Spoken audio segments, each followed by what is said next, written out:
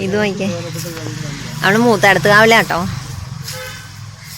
ഇത് കണ്ടോ, ടാഗോറിൻ്റെ പടം.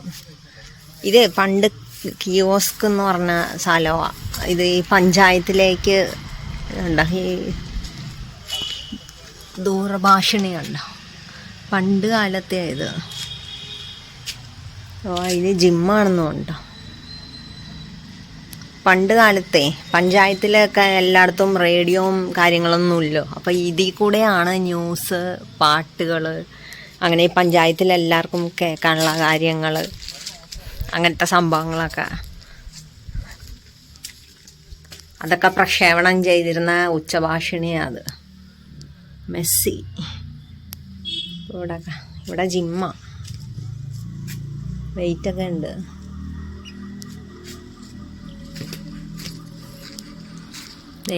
ഇത് ഒരുപാട് വർഷം പഴക്കമുള്ള ഇതിൽ കൂടെയാണ് ഇതൊക്കെ പ്രക്ഷേപണം ചെയ്തിരുന്നത്. അപ്പോൾ ഇതിൽ പറയുമ്പോൾ എല്ലാവർക്കും, ചുറ്റുമുള്ള വീട്ടുകാർക്കും എല്ലാവർക്കും എല്ലാം ന്യൂസ് കേൾക്കാം, പാട്ടുകൾ, ഇതൊക്കെ.